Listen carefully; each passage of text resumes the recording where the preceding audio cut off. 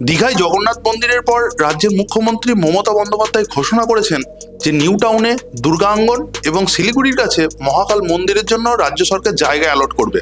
আর ঠিক এরই মাঝখানে তৃণমূল কংগ্রেসের ভরতপুরের এমএলএ হুমায়ুন কবির এক কাঠি এগিয়ে গিয়ে ঘোষণাই করেছিলেন যে বেলডাঙ্গায় একটি বাবরি মসজিদ তিনি করে দেখাবেন। আর সেই মোতাবেক 6ই ডিসেম্বর সেখানে শিলান্যাসও হয়ে গেল। সেই শিলান্যাসে সৌদি আরব থেকে পর্যন্ত লোকজন এলো।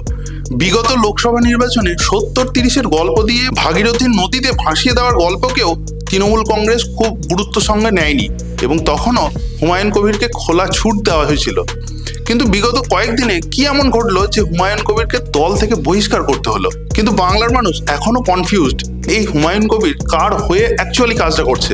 কেউ কেউ ধারণা করছেন যে হায়দ্রাবাদের এমপি আসাদুদ্দিন ওবিসির দল অর্থাৎ এমআইএম এর হয়ে হুমায়ুন কবির কাজ করছে, বা বিগত দিনে হুমায়ুন কবির যেহেতু বিজেপির সাংসদ টিকিটের জন্য, বা বিগত দিনে হুমায়ুন কবিরকে দেখা গেছে 2019 সালে বিজেপির টিকিটেই লোকসভা নির্বাচনের প্রার্থী হতে, তাই অনেকে ভাবছেন যে সে হয়তো বিজেপির হয়েই কাজটা করছে। তো শেষমেশ আসা তথ্য অনুসারে হুমায়ুন কবির নিজেই বলেছেন যে এই বাবরি মসজিদ প্রতিষ্ঠা হয়ে গেলে তিনি নাকি মাননীয় মমতা বন্দ্যোপাধ্যায়কে দিয়েই উদ্বোধন করাবেন।